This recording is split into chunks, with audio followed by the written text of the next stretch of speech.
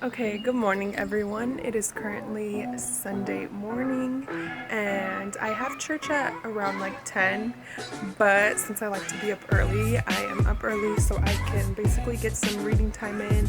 I can get ready early and I can watch other churches online. So yeah, I'm just wanting to take you guys with me. Basically this is going to be like a vlog so you guys can come with me to church, see what I do, see how church is like, see what a typical Sunday looks like in my life. So let's get into it.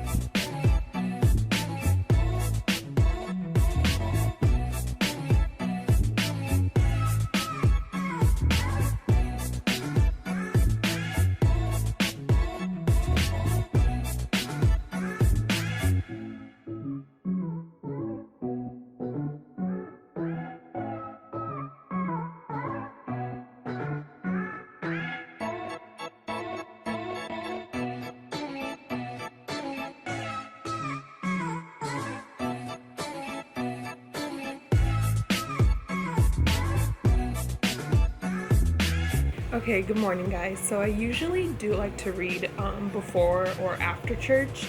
Sometimes I have more time in the morning so I can't. Sometimes I have more time in the morning so I can read early, which is usually what I like to do. I like to get my heart ready before church. So right now I've been studying in 1 Thessalonians and I really highly encourage you to read either before or right after church because it makes the day like a whole lot better. It really does. And yeah, so that's what I'll be doing before church.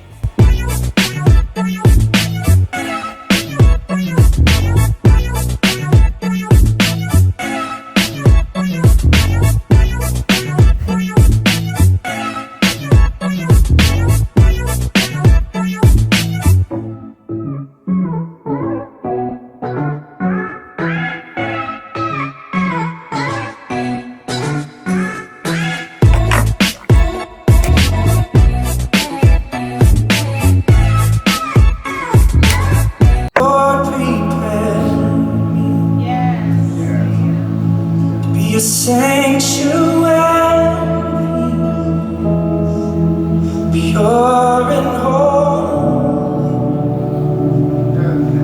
tried and true, with thanksgiving. So I'll be a living sanctuary.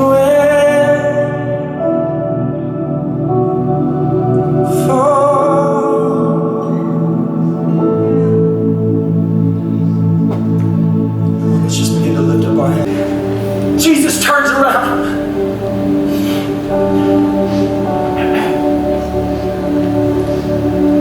He heals him in that moment. And I believe not only did he heal him in the natural and healed his eyes where he could see again, but I believe he also healed him supernaturally.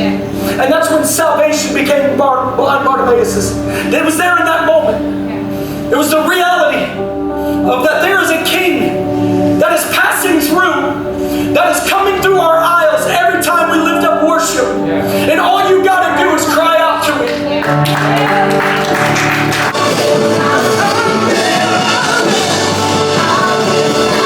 Come on. He's here. He's here.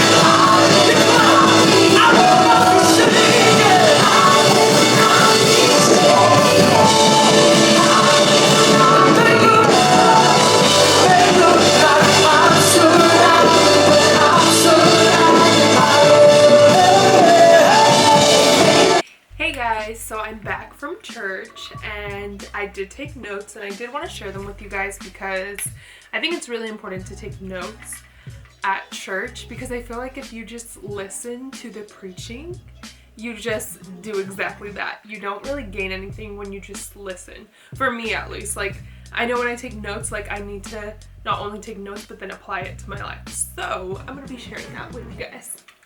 This is my notebook. It is it's basically, it looks like old and stuff, but yeah, so this is my notebook. It has this little string, and let's find today's preaching. I've been taking notes in this thing since like 2015, so this is like just all, I don't even know if you could see. My writing's ugly, but yeah. So let me find today's preaching. So basically today's preaching was called Do Not Pass Me By.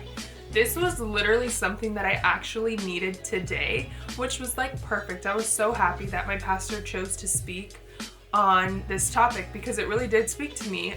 So basically he preached on a few different scriptures. One of them is found in Luke chapter 6 verse 45, and the other one was found in, I believe, Matthew. My notes are all over the place, so give me a second. Oh, it was all in Luke. Just kidding, I wasn't paying attention. Okay, so it was all in Luke, and basically he was talking about just the times that we literally just basically let God pass us by, where we just don't even really realize that like we usher in the presence of a king, and we basically kind of act like we're like talking to someone normal, like, you know, like we don't fully comprehend like what it means to not let God pass you by, because I think a lot of times it's so easy to just go to church, especially for us that like frequently go to church. It's so easy to just go and do whatever your ministry is and not necessarily just wait and pause and dissect what God wants from you. Like we just kind of like, instead we'll like go play, or we'll sing, or we'll just kind of like speak a word, and then it's like, okay, day's over, that was a good Sunday, yay. But it's like, you know, was anyone really changed by that? Was there any, I don't know, was there anything different that you felt? Did you ever stop and really pause and ask God to reveal himself to you in ways that he hasn't before? I think that's the thing that we normally get stuck on, is we'll just kind of like be like, oh God, like, yay, Sunday's so cool, like I love, you know, ministry and stuff. And it's like, you can love ministry, but if you don't love the God who gave you that ministry, what's the point? So something that he said that really stuck out to me was, it's found in Luke, but it's when Jesus walked on water, and basically the disciples, wait, is that what he was even talking about? Yeah, I don't know if that's what he was talking about, but but so basically like he was talking about when people from the Bible would literally like cry out when they would see God, and it's like, oh my gosh, it's Jesus, it's the Messiah, and things like that. And although we can't physically see Jesus now in our days, like oh my God, what am I trying to say? We believe in God still, like even though you don't see him. So something that just kind of stuck out to me was he said, the pastor said, Jesus is with some of us, but he is not in all of us. That is such a powerful statement, honestly, because it's just so real. Like Jesus really is with some of us. So some of us have like really wrestled with God, like, don't pass me by. Do not just do not just come by and just, you know, just leave, whatever. Don't just come for a moment's worth and then make me feel good in 5 seconds and then boom, you're gone and that's it. That was my Sunday's best. You know, he goes on to say that Jesus is with some of us, but he is not in all of us. So it's easy to think that, you know, you're one with God and you're right with God, but the fruits of your life will just show if Jesus is really in you, you know, or if you just like to go to church to feel better, or, you know, you don't really ever stop and tell God, don't pass me by. And I think it's so easy for a lot of us, and myself included, truthfully, to just kind of go through the flow of things. Like even with me with like Bible study, it's like, oh, okay, another Bible study, you know, gotta give a good lesson and then it's over. But it's like sometimes we just need to pause and tell God, wait, like God, if I don't experience something first within myself before revealing what I'm trying to teach on to somebody else, then don't let me do it, because there's no point in trying to help someone else when God hasn't even allowed himself to be, you haven't allowed God to open himself to you, you know? So I don't know, this word was just like super nice, and the altar call, it was definitely not like just like a word and then, oh, rushed altar call, okay, bye.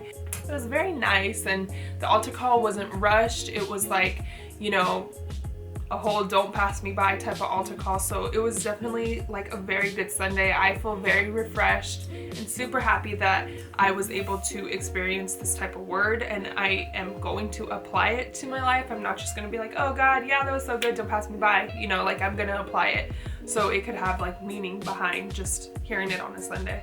So yeah, so thanks for tuning in.